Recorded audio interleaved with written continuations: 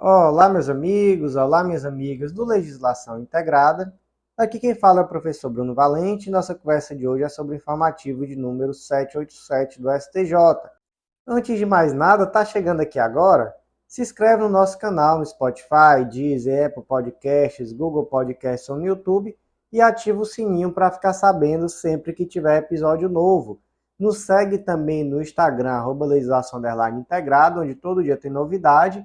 E o mais importante de todos os convites, vem fazer parte do Clube da Lei, acesse legislaçãointegrada.com.br e conhece esse clube de membros que vai revolucionar os teus estudos de lei seca e jurisprudência. Uma assinatura única, completa, com planos de leitura de várias carreiras, inclusive planos focados em editais por um valor único e um material semanalmente atualizado por esses mesmos informativos que eu comento aqui em formato de áudio. Então, tudo que você precisa para um estudo completo, atualizado e organizado de lei seca e jurisprudência. Aproveita também e conhece o Mapa da Aprovado, esse curso que te ensina a estudar. Com ele você vai aprender a organizar seus estudos de uma forma estratégica e focada na tua realidade com muita autonomia. E vem conhecer a editora integrada, vem publicar com a gente, essa editora que vem democratizando o acesso à publicação de livros. Gente, para quem é concurseiro é fundamental ter livro publicado, tá?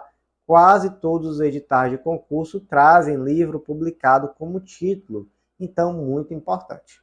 Sem mais delongas, gente, vamos começar esse informativo de hoje, que eu vou logo adiantando, só tem coisa importante. 5 súmulas, praticamente todos os outros julgados, que não são súmulas, né? São teses repetitivas, então não tem nada aqui que não seja importante, tudo é importantíssimo. Então vamos começar a súmula 658 do STJ. O crime de apropriação indébita tributária pode ocorrer tanto em operações próprias quanto em razão da substituição tributária. Vamos lá, primeiro ponto. O que é o crime de apropriação indébita tributária? Onde é que está previsto? Está previsto lá na Lei 8137 de 90, Lei dos Crimes contra a Ordem Tributária, e especificamente no artigo 2º, inciso 2. Constitui crime da mesma natureza deixar de recolher no prazo legal valor de tributo ou de contribuição social descontado ou cobrado na qualidade de sujeito passivo da obrigação e que deveria recolher aos cofres públicos. Então, gente, trata-se aqui dessa apropriação indébita tributária, que é quando uma pessoa ou entidade que atua como sujeito passivo de uma obrigação tributária deixa de recolher no prazo legal o valor de um tributo ou de uma contribuição social que foi descontada ou cobrada de um terceiro, mas que deveria ter sido repassada aos cofres públicos. Então, primeiro ponto, descontado e cobrado. Qual é a diferença? Gente, basicamente a doutrina traz que descontado está relacionado com responsabilidade tributária por substituição, enquanto cobrado está relacionado com tributo indireto. Então é aquele tributo embutido no preço. Primeiro ponto. O que essa súmula traz? Essa súmula traz que tanto vai ser possível a existência desse crime nas operações próprias, que são aquelas operações em que a própria pessoa ou entidade tem a obrigação legal de recolher o tributo ou contribuição e aí deixa de fazê-lo. Então, por exemplo, é a empresa que não repassa os impostos que deveria recolher de suas próprias vendas. Como também na substituição tributária, que é aquela pessoa, aquela situação em que a pessoa ou entidade é responsável pelo recolhimento em nome de um terceiro. Então, nesse caso, é quando a lei permite que uma empresa seja responsável por recolher tributos de outras empresas ou indivíduos que fizeram parte daquela transação comercial. Então, tanto na substituição tributária quanto nas operações próprias, é possível verificar o crime de apropriação indébita tributária. Gente, mais um ponto, tá aqui já aprofundando. Para que haja o crime de apropriação indébita tributária, é preciso que no caso concreto exista um dolo específico. Não basta o dolo genérico. Então, um exemplo aqui da jurisprudência, né? Um exemplo aqui que saiu, inclusive, no informativo 753 do STJ. No caso, o indivíduo ele deixou de recolher o tributo em 6 meses aleatórios. Então, ali no decorrer de um determinado período, teve 6 meses aleatórios em que ele não recolheu o tributo. Trata-se do crime aqui de apropriação indébita tributária? Não. Por quê? Porque não existe aqui um dolo específico de se apropriar desses valores. Então, essa apropriação deve se dar de forma quanto mais. Se não houver uma apropriação quanto mais, um dolo específico, não se está diante de crime.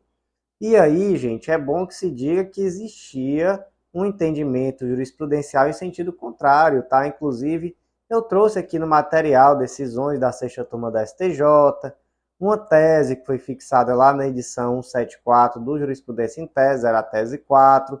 Tudo isso daí está superado. Então, hoje, neste momento, o entendimento é pela necessidade de dolo específico.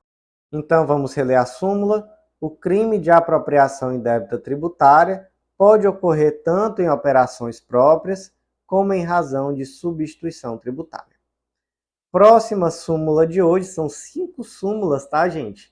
É a súmula 659 do STJ. A fração de aumento em razão da prática de crime continuado deve ser fixada de acordo com o número de delitos cometidos, aplicando-se 1/6 para a prática de 2 infrações, 1/5 para 6, 1/4 para 4, 1/3 para 5, 1/2 para 6 e 2/3 para 7. Então tá bom, vamos lá. O que é o crime continuado? O crime continuado, gente, ou a continuidade delitiva é uma ficção jurídica. Essa ficção tem por objetivo tornar o tratamento despedido ao réu mais favorável. Então, o objetivo aqui é reduzir a pena final. Se não fosse a continuidade delitiva, na prática, o indivíduo responderia pela prática de vários crimes em concurso material. Então, imagina que o Mévio, todo dia, ele fica sentado no banquinho de praça, e aí quando passa ali algum transeunte dando bobeira, ele furta uma carteira, furta um relógio. Ele faz isso uma vez, ele faz isso 2, ele faz isso 3, ele faz isso 4, sempre do mesmo jeito, mesmo modo operandi, todo dia. Ele passou uma semana fazendo isso, certo? No final das contas, descobriu-se que ele cometeu todos esses crimes. Por quê? Porque tinha uma câmera que estava ali filmando e que no final das contas uma das pessoas percebeu a tempo, deu queixa, levou para a polícia, e aí pegou a câmera, verificou-se que ele cometeu essa série de crimes, foram 8, 9, 10 crimes. E aí o que acontece? Se não fosse a continuidade delitiva, ele ia responder por 8, 9, 10 crimes em concurso material. Mas nesse caso concreto, você verifica o quê? Você verifica que são crimes da mesma espécie, então todos eram crimes de furto. A mesma condição de tempo, lugar e maneira de execução, então tudo aqui semelhante, né? Todos os furtos ocorreram em condições de tempo, lugar e maneira de execução semelhantes. E também é possível verificar que existia ali uma unidade de desígnios, porque isso fazia parte do mesmo plano criminoso. Então, vamos deixar até mais claro, imagina que o Mévio ele tinha o objetivo de, com o produto dessa venda, adquirir ali um determinado bem, e aí ele estava ali empreendendo diariamente nesse banco de praça, realizando furtos. E pelo amor de Deus, tá, gente? Eu estou brincando aqui quando eu digo que ele estava empreendendo. Não cortem esse trecho para me cancelar. Então, vamos lá. Imaginem essa situação, né? Nesse caso concreto, como nós temos crimes da mesma espécie, nós temos um período contínuo, condições semelhantes de tempo, de lugar e maneira de execução, então, por uma ficção jurídica, no lugar de fazer o cúmulo material, você vai tratar os próximos crimes como a continuidade do primeiro. E aí, você vai pegar uma só das penas, iguais ou a maior delas, e você vai aumentar de 1/6 a 2/3. Qual o critério para saber se esse aumento vai ser de 1/6 a 2/3? Critério meramente objetivo, quantidade de crimes. Foram 2 crimes, aumenta 1/6. 3 crimes, 1/5, 4 crimes, 1/4, até que 7 crimes, você aumenta em 2/3. Gente, algumas observações importantes. Não confundir com a continuidade delitiva específica, que é tão somente daqueles crimes praticados com violência ou grave ameaça. E tem que ser violência ou grave ameaça real, tá? Não vale a presumida, vai ser a segunda observação. Nesses casos, o aumento é até o triplo, e a fixação desse aumento leva em consideração não só critérios objetivos, como também critérios subjetivos, que são bem semelhantes àqueles previstos no artigo 59 do Código Penal, que trata sobre as circunstâncias do crime. Então, essa é a primeira observação.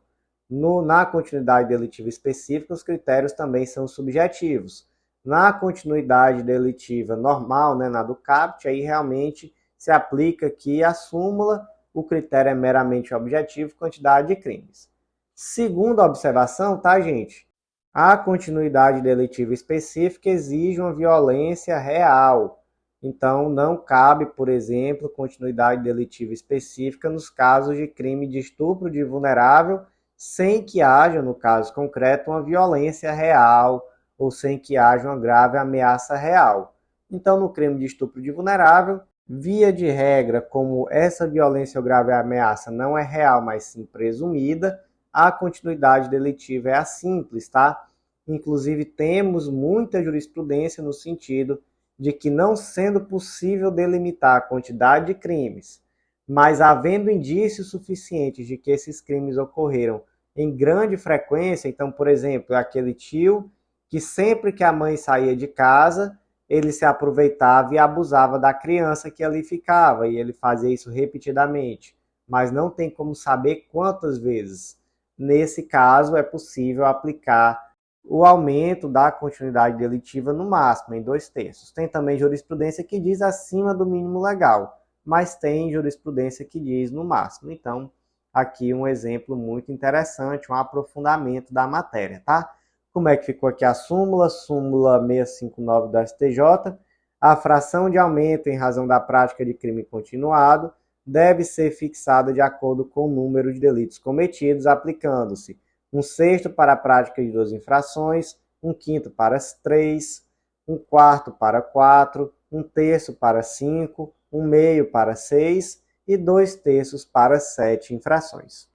As duas próximas súmulas serão comentadas conjuntamente.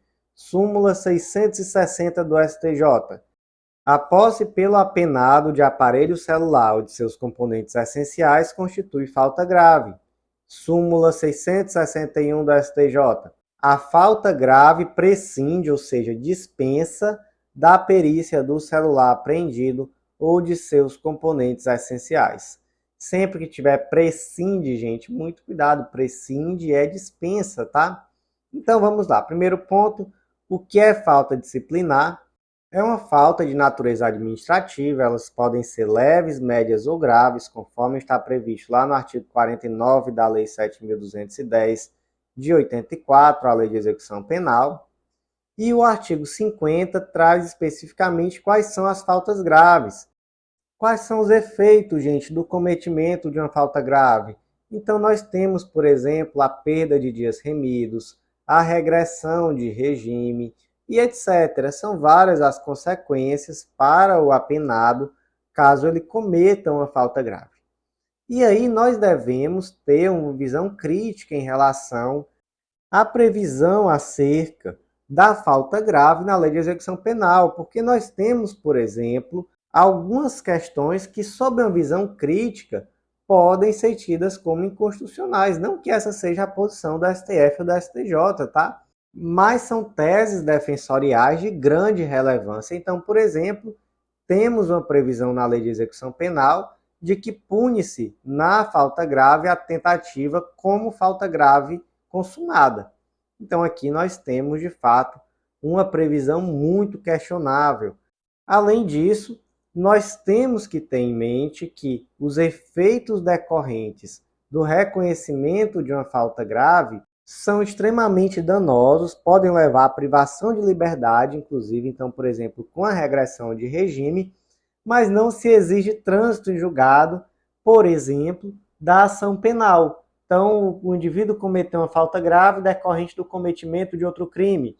Ele não vai precisar ter um julgamento desse outro crime. É possível reconhecer a falta grave, mesmo sem que ele seja legalmente culpado. Então, olha só o quanto o princípio da presunção de inocência é ferido de morte no caso das faltas graves. Então, eu trouxe aqui só 2 teses defensoriais. Temos muito mais teses, é muito bom estudar sobre esse assunto. Para quem estuda para a defensoria especialmente, é muito importante se aprofundar, mas vamos em frente naquilo que diz aqui as súmulas 660 e 661. A falta grave em questão está prevista no artigo 50, inciso 7º, que é aquela do indivíduo que tem em sua posse, utiliza ou fornece aparelho telefônico de rádio ou similar que permita a comunicação com outros presos ou com o ambiente externo. Essa falta grave, ela foi incluída pela Lei 11.466 de 2007. Então, só comete falta grave o indivíduo que foi flagrado com celular, por exemplo, após essa data. Alguns pontos aqui que merecem também muitas críticas, mas que a jurisprudência do STJ é nesse sentido. Primeiro ponto, que é exatamente o teu da súmula 661. O indivíduo preso ele foi flagrado com o celular. Precisa periciar esse celular para saber se ele funcionava? Precisa não, tá? Então, tão somente dele ser flagrado com esse celular, independentemente do celular não funcionar, de não ter nenhum potencial lesivo, mesmo assim a falta grave está configurada. E o STF não só concorda com isso, como agora editou súmula. Segundo ponto, precisa ser um celular completo? Não precisa, tá, gente? Então, o simples fato do indivíduo ter acessórios necessários ao funcionamento do celular já configura essa falta grave. Então, por exemplo, não precisa ser tudo junto não, tá? Pode ser isoladamente. Carregador, chip, placa eletrônica, gente, fone de ouvido. Fone de ouvido, olha isso, a tese 6 da edição 144 do Jurisprudência em Teses. A posse de fones de ouvido no interior do presídio é conduta formal e materialmente típica, configurando falta de natureza grave, uma vez que viabiliza a comunicação intra e extramuros. E aí eu fico pensando como é que um fone de ouvido, gente, é capaz de favorecer a comunicação intra e extramuros. Mas tudo bem. Então não é só o celular. Um chip. Eu estou tão somente com um chip. Nesse caso, já está configurada a falta grave. Me lembra muito a situação de um amigo que foi assaltado por um indivíduo que estava com 2 munições de revólver na mão. Então, 2 balas na mão, digamos assim. E ele disse, passa o celular ou eu te dou um tiro. E, obviamente, o meu amigo entregou o celular com medo que ele arremessasse aqueles projéteis na sua cabeça. Então, houve ali uma grave ameaça decorrente de um tiro com um projétil de bala na mão. Enfim, eu acho que é muito parecido aqui com essa situação, que o indivíduo tem um fone de ouvido. Tudo bem, tem um fone de ouvido, já é falta grave. Então é isso, não precisa periciar, pode ser só partes, componentes essenciais, então um chip, uma placa, um carregador, um fone de ouvido, tudo isso aí já é falta grave.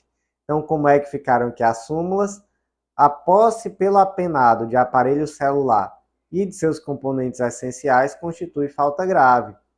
E súmula 661, a falta grave prescinde da perícia do celular apreendido ou de seus componentes essenciais. Lembrando que prescinde é dispensa, tá, gente? Então, não precisa da perícia. Temos mais uma súmula, a súmula 662 do STJ, para a prorrogação do prazo de permanência no sistema penitenciário federal, é prescindível, ou seja, é dispensável a ocorrência de fato novo. Basta constar em decisão fundamentada a persistência dos motivos que ensejaram a transferência inicial do preso. Vamos entender. Primeiro ponto, A inclusão do preso em penitenciária federal de segurança máxima está prevista na Lei nº 11.671 de 2008. E aí, lá nos termos do artigo 3º, serão incluídos em estabelecimentos penais federais de segurança máxima aqueles para quem a medida se justifique no interesse da segurança pública ou do próprio preso, condenado ao provisório. Então isso aqui já nos diz muita coisa, né? Primeiro nos diz que tanto pode ser o preso provisório quanto o preso condenado. E em segundo também nos diz que tanto pode ser no interesse da segurança pública quanto no interesse da segurança do próprio preso. Então, dito isso, quem pode requerer essa inclusão? Tanto a autoridade administrativa, quanto o Ministério Público, quanto o próprio preso. E a quem é feito o requerimento? É feito ao juiz responsável pelo preso. E aí, ele deferindo o pedido, esse requerimento é formulado ao juiz corregedor do Presídio Federal.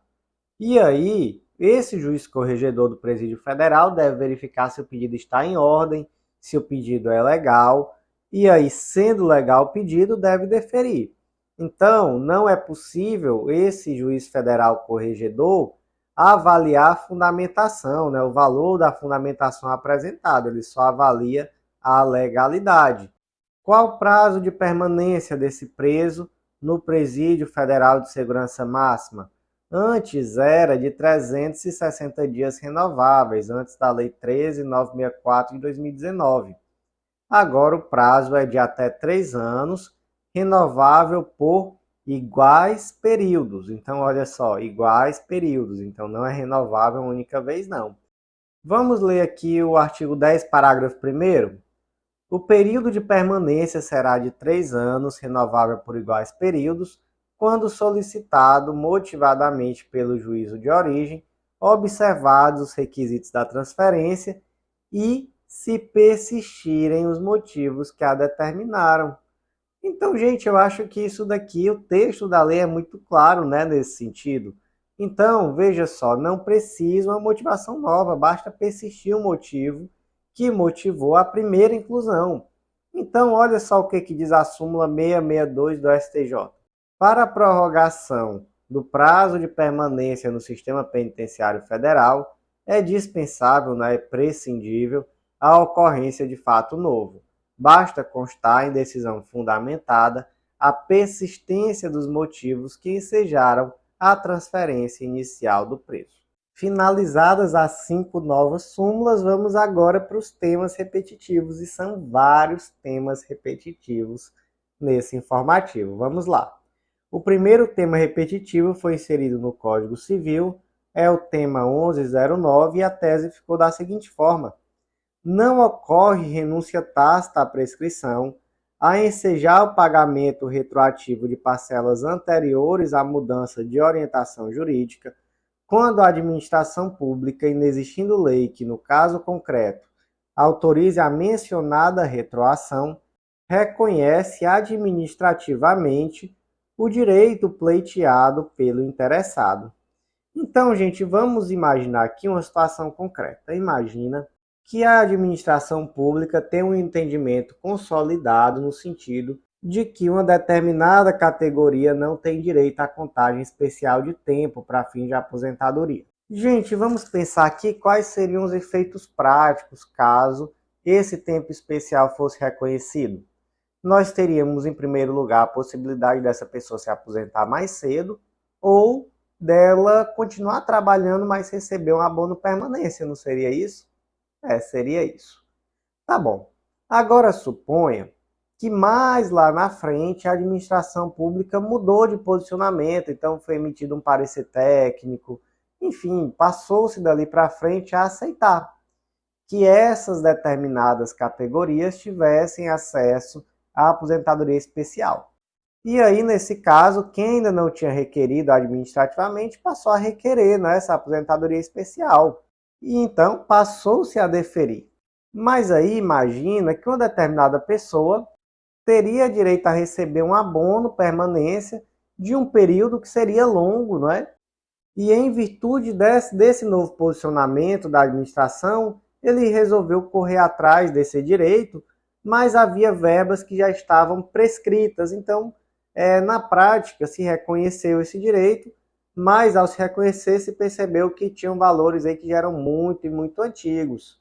E esse servidor trouxe a seguinte tese: não, a partir do momento que a administração pública passou a rever o seu posicionamento, ela também tacitamente renunciou à prescrição das verbas anteriores. A mudança dessa posição jurídica. E aí, a pergunta é, essa tese se sustenta? O STJ entendeu que não e fixou o recurso repetitivo no sentido de que não. Por quê? Porque para que haja renúncia de prescrição é necessário que exista lei específica nesse sentido. Então, a mera mudança de posicionamento não importa em renúncia da prescrição. Então, basicamente, foi isso que foi decidido aqui no tema 1109 do STJ. Como é que ficou a tese? Não ocorre renúncia tácita à prescrição a ensejar o pagamento retroativo de parcelas anteriores à mudança de orientação jurídica, quando a administração pública, inexistindo lei que, no caso concreto, autorize a mencionada retroação, reconhece administrativamente o direito pleiteado pelo interessado. Próxima tese do dia foi inserida no Código Civil, é o tema repetitivo 1150. O Banco do Brasil tem legitimidade passiva ad causam para figurar no polo passivo de demanda, na qual se discute a eventual falha na prestação do serviço quanto à conta vinculada ao PASEP, saques indevidos e desfalques, além da ausência de aplicação dos rendimentos estabelecidos pelo Conselho Diretor do referido programa. 2. A pretensão ao ressarcimento dos danos havidos em razão dos desfalques em conta individual vinculada ao PASEP se submete ao prazo prescricional decenal do artigo 205 do Código Civil. 3. O termo inicial para a contagem do prazo prescricional é a data do dia em que o titular comprovadamente toma ciência dos desfalques realizados na conta individual vinculadas ao PASEP. Então vamos lá, temos 3 situações aqui que foram contempladas nesse tema repetitivo. O primeiro tema diz respeito à legitimidade passiva ad causam do Banco do Brasil nas ações que tratam sobre o PASEP. Mas nesse tema, gente, nós precisamos fazer uma diferenciação, tá? A União, ela é legitimada quando? Nas ações em que se pleiteia recomposição do saldo existente em conta vinculada ao PASEP. Então, restituição de saldo remanescente na conta do PASEP, quem é que tinha a obrigação de depositar esses valores a título de PASEP? A União. Então, a legitimada aqui também era a União. E quando que o Banco do Brasil será o legitimado para o polo passivo? Quando a demanda versa sobre índice equivocado na responsabilidade do Conselho Gestor do Fundo, ou sobre responsabilidade decorrente de má gestão do banco, ou sobre saque indevido, ou não aplicação dos juros e correção monetária na conta do PASEP. Por quê, gente? Porque o Banco do Brasil é o gestor. Então, aquilo que tiver a ver com gestão vai ser em face do Banco do Brasil, ele vai ser o legitimado. Então, por exemplo, imagina que esse valor não foi devidamente corrigido, ou então imagina que houve uma fraude com saque indevido desse valor da conta. Então, nesses casos, o legitimado é quem é o Banco do Brasil. É basicamente isso, gente. Quando se trata de não depósito de valores, quem tinha a obrigação de depositar? A União. Então, a legitimada é a União. Quando se trata de problema de gestão, então, por exemplo, não foi atualizado corretamente o valor, então houve uma fraude, alguém sacou o dinheiro, aí a ação é proposta contra o Banco do Brasil. Então, como é que ficou aqui a primeira parte da tese? O Banco do Brasil tem legitimidade passiva ad causam para figurar no polo passivo de demanda, na qual se discute a eventual falha na prestação do serviço quanto à conta vinculada ao PASEP, saques indevidos e desfalques, além da ausência de aplicação dos rendimentos estabelecidos pelo Conselho Diretor do referido programa. O segundo debate é se o prazo da prescrição quinquenal, que está previsto lá no decreto 20.910, que se aplica às pessoas jurídicas de direito público, se esse prazo quinquenal também se aplica aqui ao Banco do Brasil nesse tipo de ação. E a solução que se chegou é a de que não. A lei, ou melhor, o Decreto-Lei 20.910 não se aplica a pessoas jurídicas de direito privado. Então, gente, não temos nenhum dispositivo legal para determinar qual é esse prazo prescricional. Qual vai ser o prazo, então? Vai ser de 10 anos, conforme a regra subsidiária lá no artigo 205 do Código Civil. Então, qual é a segunda tese? A pretensão ao ressarcimento dos danos havidos em razão dos desfalques em conta individual vinculada ao PASEP se submete ao prazo prescricional decenal do artigo 205 do Código Civil. E aí o terceiro ponto é qual o termo inicial desse prazo prescricional aqui no caso de desfalque. Então imagina, por exemplo, que alguém, um golpista, foi lá e sacou um determinado valor da minha conta. Qual o termo inicial do prazo prescricional para que eu proponha a ação em face do Banco do Brasil requerendo a restituição desse valor? Aqui será um caso de aplicação da teoria da accionata. Então vai ser um momento em que houve o conhecimento inequívoco do desfalque. Então, só a partir do momento em que ficar inequivocamente demonstrada que o indivíduo soube do desfalque é que vai iniciar o prazo prescricional de 10 anos. Então, como é que ficou aqui o destaque? O termo inicial da contagem do prazo prescricional é o dia em que o titular comprovadamente toma ciência dos desfalques realizados na conta individual vinculada ao PASEP.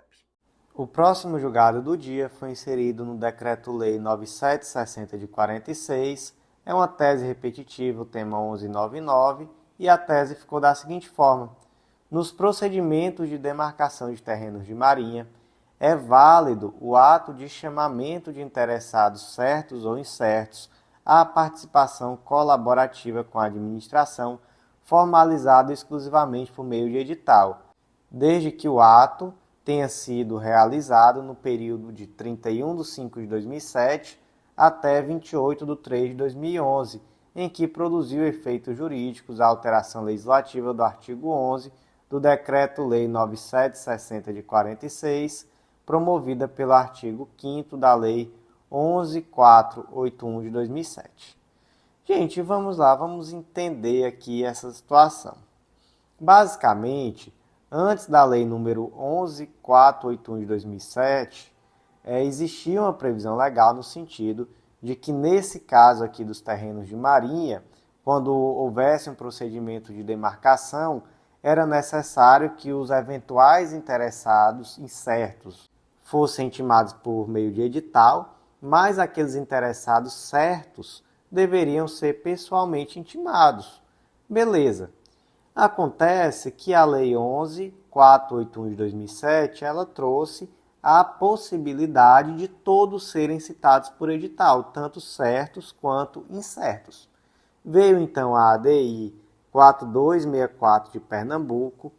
Essa ADI, nela foi deferida uma liminar, onde se promoveu a suspensão da eficácia desse dispositivo, e essa suspensão ela ocorreu exatamente no dia 28 de 3 de 2011. Então, veja só, os marcos aqui são basicamente os seguintes: 31 de 5 de 2007, a alteração legislativa que passou a permitir a intimação exclusiva por meio de edital, e 28 de 3 de 2011, a publicação da medida cautelar suspendendo os efeitos da lei. Posteriormente, essa ADI perdeu o objeto, veio uma lei posterior que modificou esse panorama legislativo, e aí o que se concluiu? Se concluiu que, durante o período em que a lei permaneceu vigente, antes que nessa ADI fosse deferida essa medida cautelar, especificamente durante esse período então de 31 de 5 de 2007 a 28 de 3 de 2011, é possível a intimação exclusivamente por via de edital. Então foi isso, tese repetitiva tema 1199.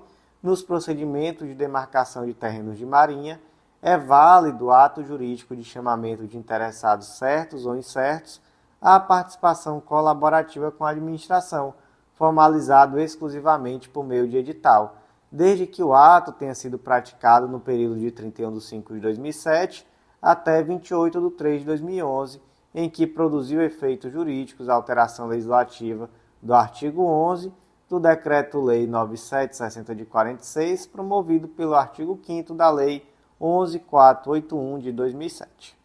Próximo julgado do dia, inserido na Política Nacional do Meio Ambiente, Lei número 6938 de 81, e no Código Florestal, Lei número 12651 de 2012, mais uma tese repetitiva, o tema 1104 do STJ, destaque da seguinte forma: as obrigações ambientais possuem natureza propter rem, sendo possível exigi-las à escolha do credor, do proprietário ou possuidor atual, de qualquer dos anteriores ou de ambos, ficando isento de responsabilidade o alienante cujo direito real tenha cessado antes da causação do dano, desde que para ele não tenha concorrido direta ou indiretamente.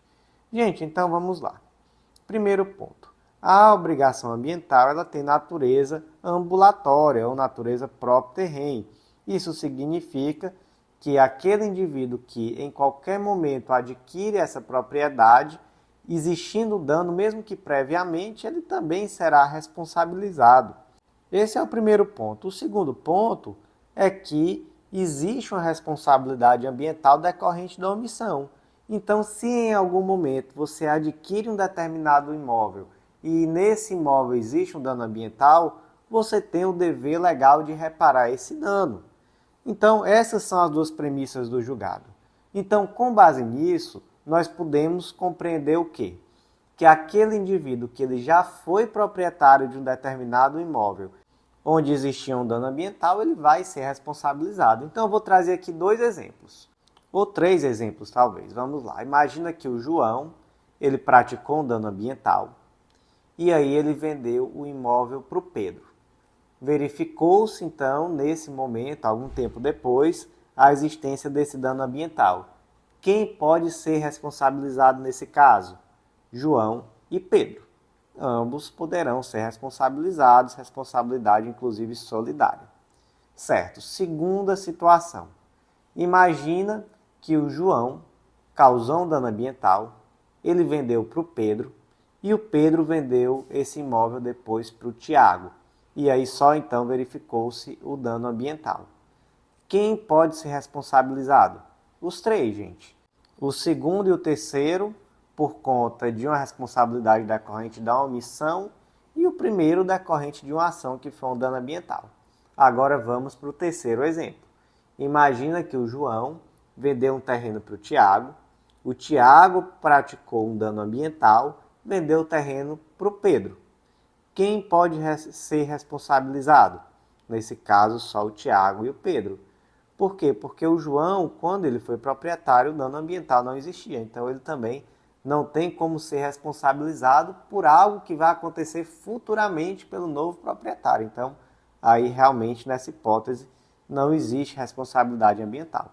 Então, como é que ficou aqui a tese? As obrigações ambientais possuem natureza propter rem, sendo possível exigi-las à escolha do credor, do proprietário ou possuidor atual, de qualquer dos anteriores ou de ambos, ficando isento de responsabilidade o alienante cujo direito real tenha cessado antes da causação do dano, desde que para ele não tenha concorrido direto ou indiretamente. Próximo julgado do dia, inserido na Lei de Crimes Ambientais, Lei número 9605 de 98, mais uma tese repetitiva, que é o tema 1159 do STJ, e a tese ficou da seguinte forma: a validade das multas ambientais por infração ambiental, previstas na Lei 9605 de 98, independe da prévia aplicação da penalidade de advertência. Qual o dispositivo legal que atrai essa dúvida? É o artigo 72, parágrafo 3º, inciso 1. A multa simples será aplicada sempre que o agente, por negligência ou dolo, advertido por irregularidades que tenham sido praticadas, deixar de saná-las no prazo assinalado por órgão competente do CISNAMA ou da Capitania dos Portos do Ministério da Marinha. Então, veja só, a multa simples será aplicada sempre que o agente, por negligência ou dolo, advertido por irregularidade que tenha sido praticada, deixar de saná-la. Então, aí vem a questão. Então, certo, Sabemos que existem vários tipos de sanções, um deles é a advertência, outro deles é a multa. Esse advertindo quer dizer que só pode aplicar a multa, a sanção de multa, se primeiro existe uma sanção de advertência? E aí o STJ disse que não. Ele disse, olha, esse advertido não se confunde com a penalidade de advertência. Então, a ausência da aplicação da penalidade de advertência não é motivo para anular a penalidade de multa. Então, como é que ficou aqui a tese repetitiva? Tema 1159. A validade das multas administrativas por infração ambiental previstas na Lei 9605 de 98 independe da prévia aplicação da penalidade de advertência. Próximo julgado do dia foi inserido no Estatuto da OAB, Lei nº 8906 de 94, mais uma tese repetitiva, o tema 1175 do STJ, e a tese ficou da seguinte forma. Antes da vigência do parágrafo 7º do artigo 22 do Estatuto da OAB, é necessária a apresentação de contratos celebrados com cada um dos filiados ou beneficiários para que o sindicato possa reter os honorários contratuais sobre o montante da condenação. B. Após a vigência do supracitado dispositivo, para que o sindicato possa reter os honorários contratuais sobre o montante da condenação, embora seja dispensada a formalidade da apresentação dos contratos individuais específicos de cada substituído, mantém-se necessária a autorização expressa dos filiados ou beneficiários que optarem por aderir às obrigações do contrato originário. Vamos lá. O dispositivo aqui em questão é o artigo 22, parágrafo 7º do Estatuto da OAB. Os honorários convencionados com entidades de classe para atuação em substituição processual poderão prever a faculdade de indicar os beneficiários que, ao optarem por adquirir os direitos, assumirão as obrigações decorrentes do contrato originário a partir do momento em que este foi celebrado, sem a necessidade de mais formalidades. Certo, então qual a finalidade desse dispositivo? A finalidade desse dispositivo é simplificar a questão contratual daqueles advogados que atuam para sindicatos. Então, a partir desse dispositivo, o sindicato vai propor uma ação em benefício dos trabalhadores.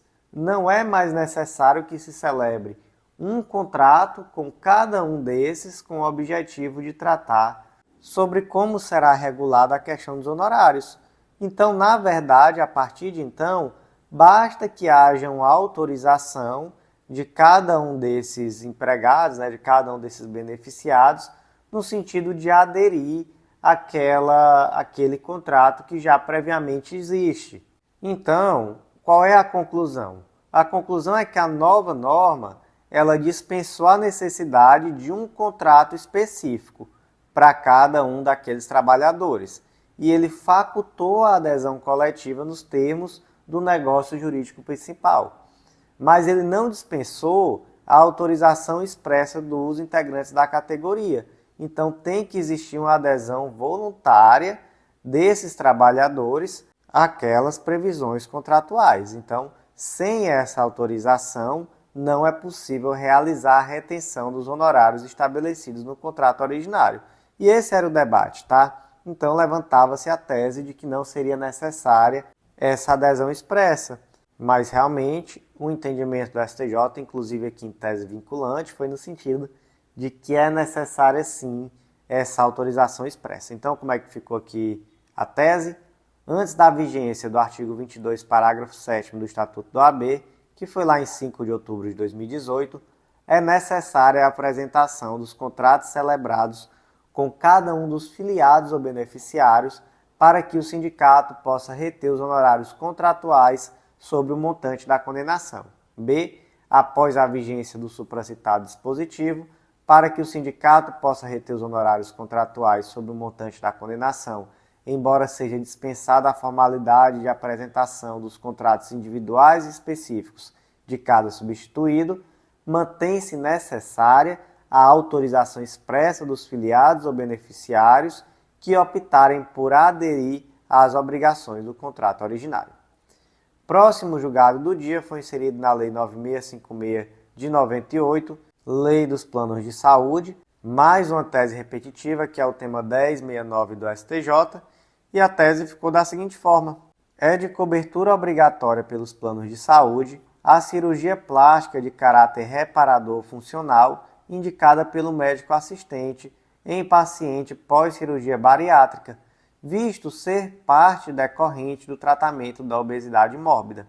2. Havendo dúvidas justificadas e razoáveis quanto ao caráter eminentemente estético da cirurgia plástica indicada ao paciente pós-cirurgia bariátrica, a operadora do plano de saúde pode se utilizar do procedimento da junta médica, formada para dirimir a divergência técnico-assistencial, desde que arque com os honorários dos respectivos profissionais e sem prejuízo do exercício do direito de ação pelo beneficiário, em caso de parecer desfavorável à indicação clínica do médico assistente, ao qual não se vincula o julgador.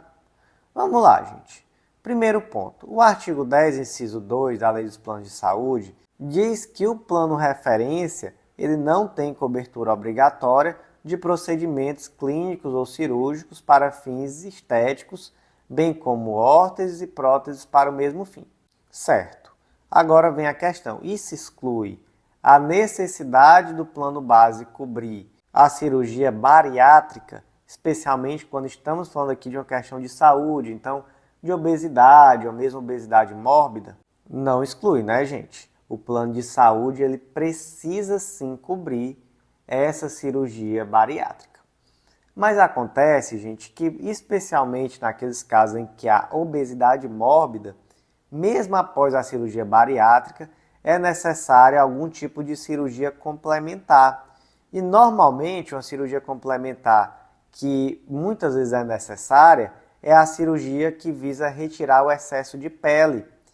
E isso não é uma questão meramente estética, isso é uma questão até mesmo de saúde. Não é claro que tem toda a questão da autoestima, mas também tem, por exemplo, a possibilidade de esse indivíduo ter infecção bacteriana, ter candidíase de repetição, ter hérnias, ter aquele odor fétido decorrente daquele tecido epitelial excessivo que acaba criando ali fungo, criando bactéria.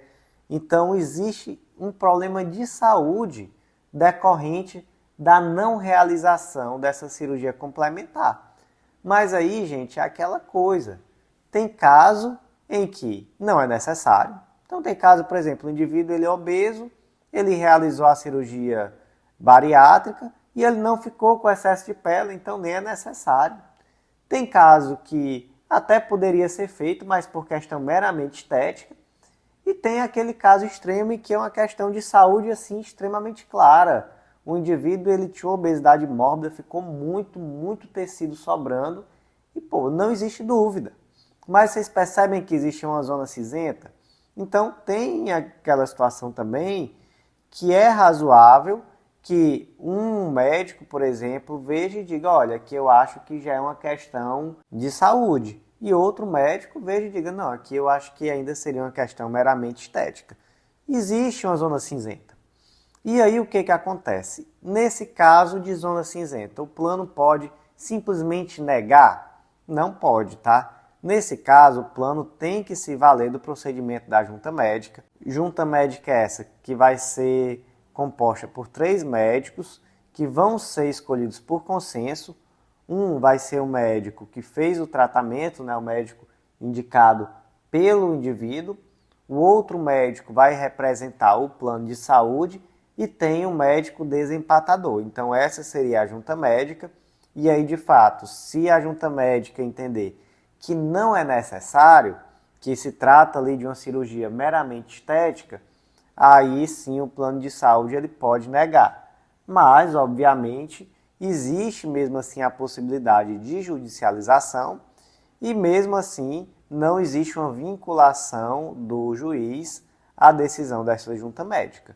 Então, veja só, o plano não pode negar de cara, ele tem que se valer do procedimento da junta médica e mesmo que ele se valha desse procedimento, ainda assim existe a possibilidade de judicialização.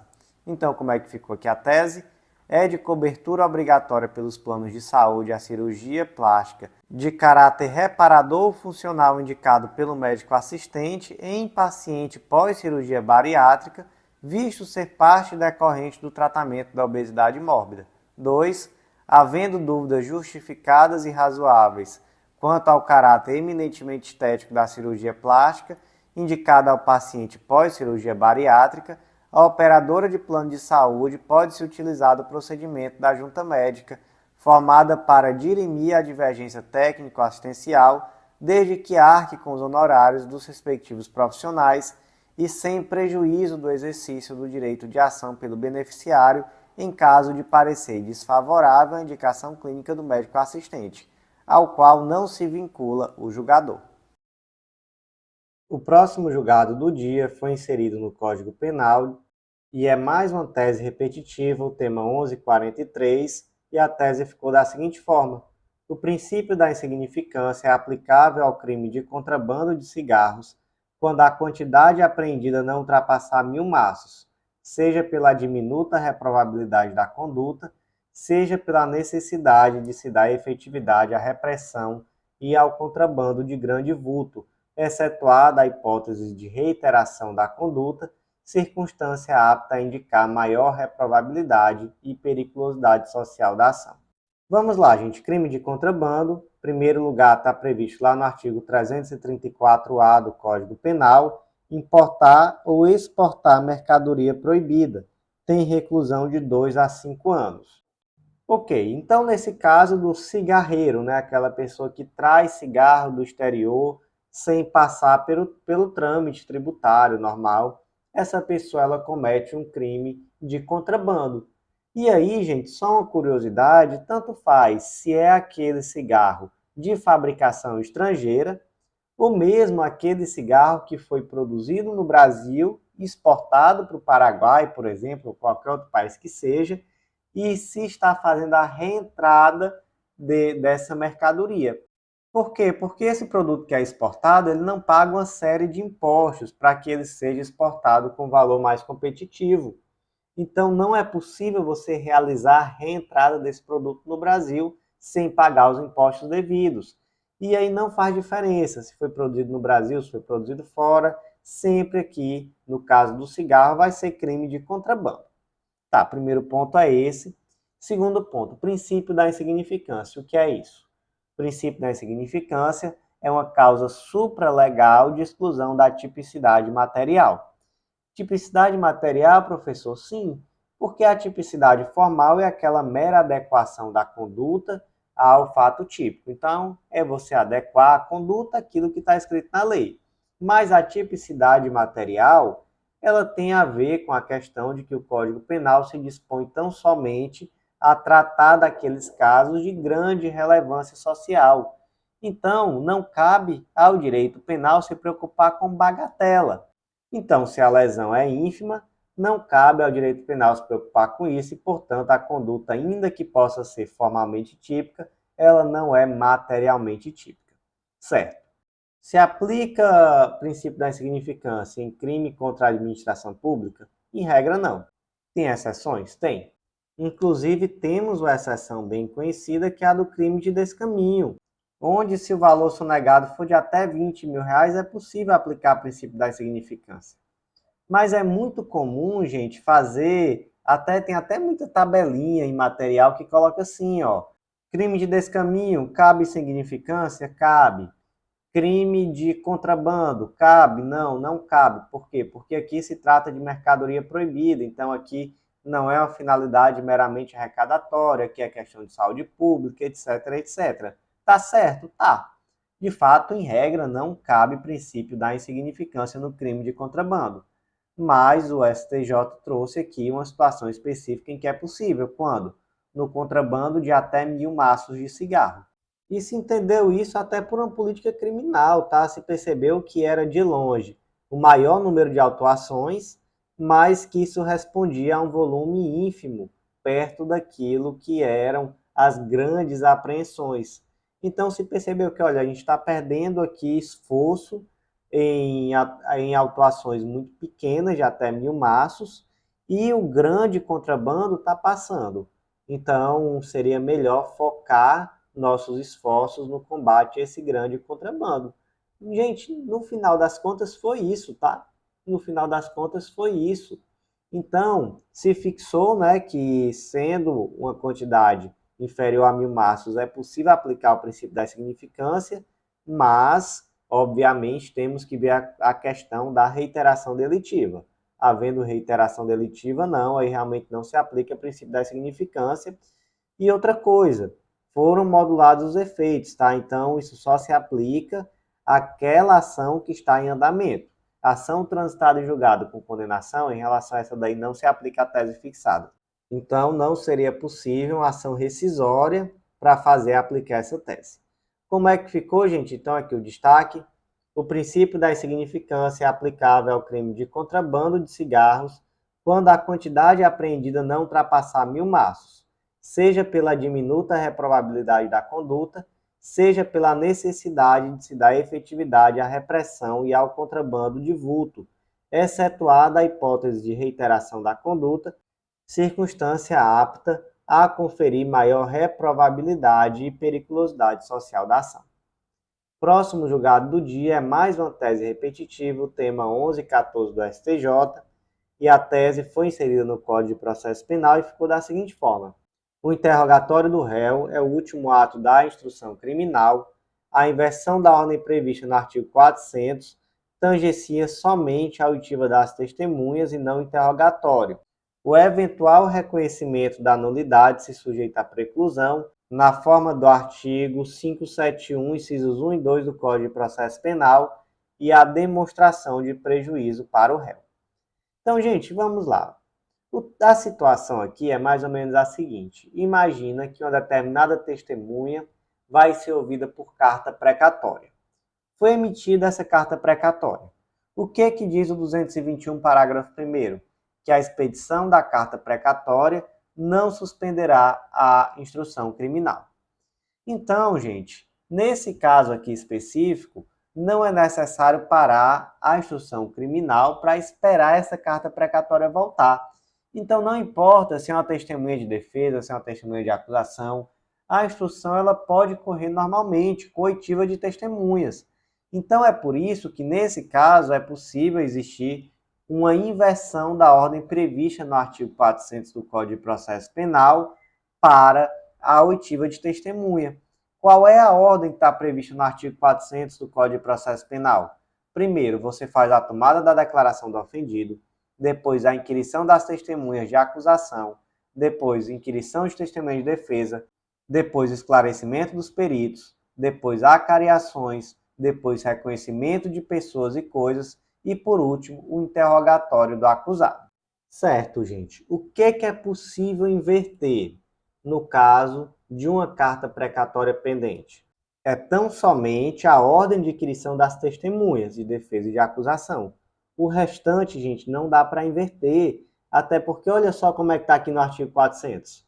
A audiência de instrução e julgamento a ser realizada no prazo máximo de 60 dias, proceder-se-á a tomada de declaração do ofendido, a inquirição das testemunhas arroladas pela acusação e pela defesa nesta ordem, aí olha só, ressalvado o disposto no artigo 222 desse Código, que trata exatamente da carta precatória, bem como aos esclarecimentos dos peritos, às acariações, ao reconhecimento de pessoas e coisas, interrogando-se em seguida o acusado. Então, traz aqui uma ordem muito clara e demonstra até mesmo essa topografia dessa exceção que está aqui prevista da carta precatória, demonstra que o que pode ser investido é tão somente a inquirição das testemunhas. O restante, gente, não pode ser investido. E o interrogatório do acusado, ele é sempre o último ato da instrução, sob pena de quê? De nulidade. Nulidade absoluta, não. Não é a nulidade absoluta, então é necessário que na primeira oportunidade se alegue essa nulidade sob pena de preclusão.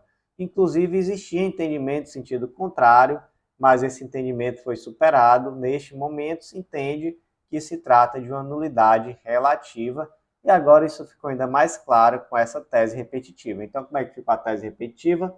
O interrogatório do réu é o último ato da instrução criminal. a inversão da ordem prevista no artigo 400 tangencia somente a oitiva das testemunhas e não ao interrogatório. O eventual reconhecimento da nulidade se sujeita à preclusão na forma do artigo 571, incisos 1 e 2 do Código de Processo Penal e à demonstração do prejuízo do réu. O próximo julgado do dia é a tese fixada no IAC 15 do STJ, foi inserido na Constituição Federal, e o destaque ficou da seguinte forma: o artigo 109, parágrafo 3º da Constituição, com redação dada pela Emenda Constitucional 103 de 2009, não proveu a revogação ou não recepção da regra transitória prevista no artigo 75 da Lei 13.043 de 2014, motivo pelo qual deve permanecer na Justiça Estadual as execuções fiscais ajuizadas antes da vigência da lei referida. Tá, vamos entender. Primeiramente, foi editada a Lei 5010 de 1966. Lá no artigo 15, inciso 1, ela autorizava a propositura da execução fiscal perante o juízo estadual quando não havia vara da Justiça Federal na comarca de domicílio do devedor. Tudo certo. Acontece que essa lei ela foi revogada lá em 2014 pela Lei número 13.043 de 2014, e a partir de então não existia mais essa possibilidade. Mas veio uma regra de transição, afirmando que essa impossibilidade agora de propor essa execução fiscal no juízo estadual, quando não existia vara federal na comarca de domicílio do devedor, isso não existiria dali para frente, mas teria aqui uma regra de transição no artigo 75, dizendo que as ações que já estavam tramitando perante a Justiça Estadual assim permaneceriam. Certo, acontece que lá em 2019 foi editada a Emenda Constitucional 103 e ela disse o quê? Ela disse que a lei poderá autorizar que as causas de competência da Justiça Federal em que forem parte instituição de previdência social e segurado podem ser processadas perante a Justiça Estadual quando a comarca de domicílio do segurado não for sede de vara federal. Então, o que se interpretou daí? Se interpretou que agora só existia uma única hipótese na Constituição em que a Justiça Estadual poderia julgar essas ações que são de competência da Justiça Federal, e não essa hipótese de execução fiscal. Então, passou-se a entender o quê? Que mesmo essa regra transitória do artigo 75, ela estaria agora incompatível com a Constituição Federal. Esse foi o entendimento do STJ? Foi não, tá, gente? Até porque, veja só, as ações que estavam tramitando dessa forma, elas têm no mínimo 9 anos. Então já não são tantas ações assim, muitas já são bem antigas, e não faria sentido nesse momento fazer a modificação da competência. Então, aquelas ações que estavam tramitando perante a Justiça Estadual por conta de uma regra de transição, elas assim permaneceram. Portanto, como é que ficou aqui a tese? O artigo 109, parágrafo 3º da Constituição Federal, com redação dada pela Emenda Constitucional 103 de 2009, não promoveu a revogação ou a não recepção da regra transitória prevista no artigo 75 da Lei 13.043 de 2014, razão pela qual devem permanecer na Justiça Estadual as execuções fiscais ajuizadas antes da vigência da lei referida. Próximo julgado do dia é da 4ª turma do STJ, foi inserido no Código de Processo Civil e o destaque ficou da seguinte forma: é cabível agravo de instrumento contra a decisão que acolhe embargos à monitória, para excluir a parte dos litisconsortes passivos, remanescendo o trâmite da ação manitória em face do outro réu. Aqui, gente, não é mais tese repetitiva, nem tese em IAC, tá? Primeiro julgado do dia que não é súmula ou tese. Vamos entender.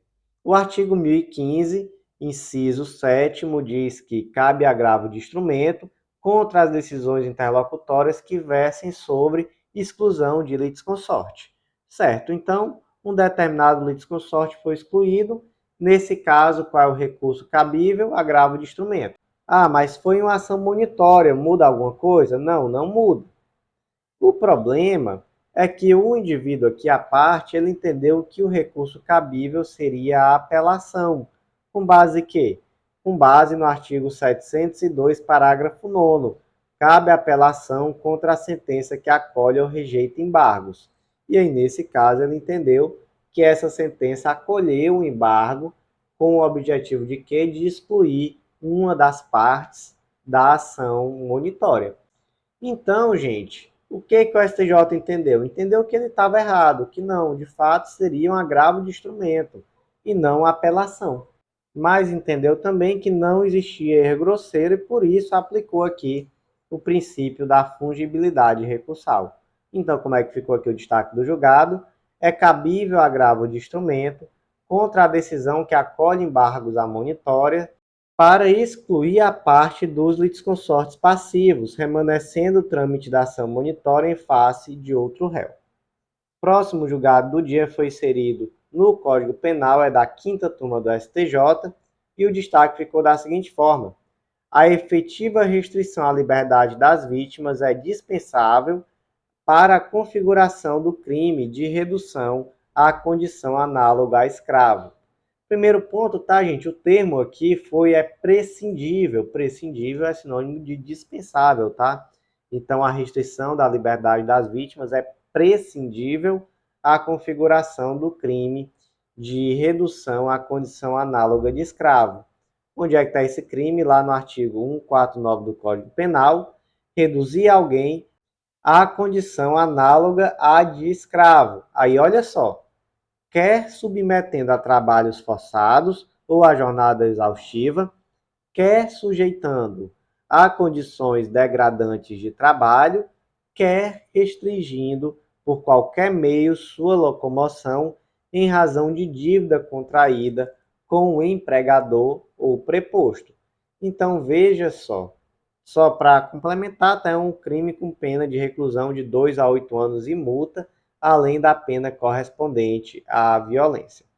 Então, nesse caso, gente, só a leitura aqui do tipo penal já mostra que a redução à condição análoga de escravo pode se dar por mais de uma forma. Então, pode se dar por trabalho forçado, por jornada exaustiva, por sujeitação à condição degradante de trabalho ou por restrição por qualquer meio da locomoção. Então, sempre é necessário que haja uma restrição da locomoção? Não, nem sempre. Nós vimos aqui, é possível, por exemplo, por submeter a trabalho forçado, a jornada exaustiva, a condição degradante, ou mesmo por haver restrição da liberdade, mas não é necessário que sempre haja restrição da liberdade. Então, como é que ficou aqui o destaque? A efetiva restrição de liberdade das vítimas é prescindível, ou seja, dispensável, para a configuração do crime de redução à condição análoga à de escravo.